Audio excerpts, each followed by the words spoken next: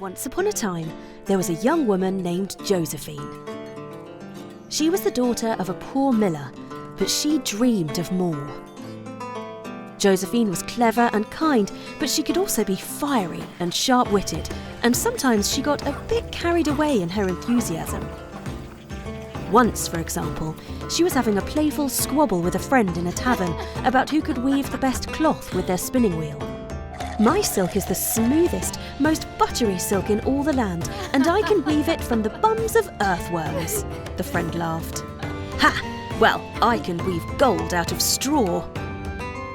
The two friends fell about laughing, finished their drinks and went home arm in arm. They thought nothing of their silly exchange, until a few days later, a smartly dressed man came to Josephine's door with a long curly scroll. "Josephine Miller, you are hereby summoned to the palace to spin straw into gold for the king." Josephine was taken aback. "What on earth are you talking about, you silly man? Spin gold from straw? Where did you hear that?" The man looked a little perturbed, but he returned to his scroll. "It says here that at 8 p.m. on Friday in the tavern, you said, ha, well, I can weave gold out of straw." Josephine now remembered her conversation with her friend with terrifying clarity. It had only been a joke. But before she could argue any further with the man, she was bundled into a carriage and was off to see the king. The king wasn't one for small talk, and so Josephine was immediately shown to a room with nothing but a spinning wheel and a pile of straw as high as the ceiling.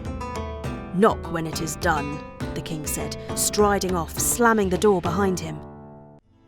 Josephine looked from the straw to the spinning wheel and back again.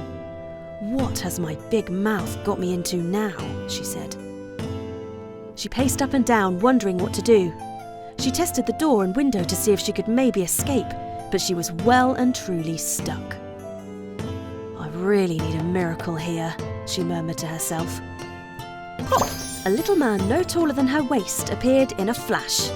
He had a long beard down to his knees, a crooked nose, and a funny pointed hat. "A miracle, you say?" the little man said, with an impish glint in his eye. Josephine was too worried about her situation and too shocked at the magical appearance of the little man to ask any questions. So she simply said, "Yes, I don't suppose you can weave this straw into gold, can you? It would really get me out of a spot of bother." "As a matter of fact, I can," the little man said. "But what will you give me in return?" Without a second thought, Josephine took off her simple necklace, a present from her mother, and gave it to the little man. He clicked his fingers and disappeared, and so too had the straw. In its place, a stack of pure gold. Josephine wasted no time, running to the door and banging on it. In came the king, marvelling at the stack of gold. He led her to an even larger room with an even more massive heap of straw. "You can't be serious," she said, as the door slammed and she was once again alone. Little man," she said into the darkness. Pop! There he was again, the same impish grin on his face.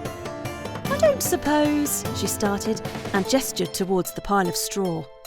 "Of course," the little man said, and he held out his empty palm, clearly hoping for another gift. Josephine really didn't have much, but she took off her ring, a present from her father, and gave it to the little man. Again he clicked his fingers, and in a flash he was gone, the straw disappearing with him, leaving only a much larger pile of gold in its place. Josephine banged on the door again, and this time when the king appeared, she said, "That's enough now. You have plenty of gold. I wish to go home." The king was taken aback.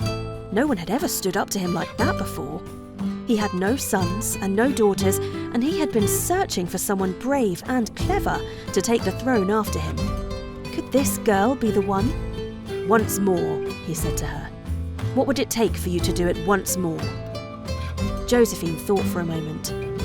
"You would have to give the gold to the poor, all of it." The king smiled. Yes, she was the one. So he took her to another even larger room and left her there with a massive pile of straw. Pop!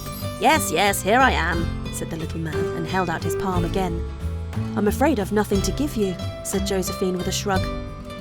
"Then I will take a promise," the little man said. "Your firstborn child." Josephine really wasn't thinking about marriage or babies right now, so she hurriedly agreed without a second thought. He clicked his fingers for the last time and left Josephine alone with an enormous pile of gold once again. The king was so pleased with Josephine that he made her next in line to the throne, and she lived in the castle as a princess. She lived happily for a few years, marrying a very nice young prince from another kingdom, and soon after that, she had a lovely little baby. She had all but forgotten her promise to the little man. One night, while her husband and baby slept and Josephine sat reading by the fire, the little man appeared again. "Pop! I've come to take what was promised," he said. Josephine was horrified. "Isn't there another deal we could make?" she asked desperately. The little man thought for a moment and then grinned. "If you can guess my name in 3 guesses, I will never bother you again." Josephine thought. "John? That was a very popular name." The little man laughed and said, "Ha! No, you'll never guess." Eric?" she tried.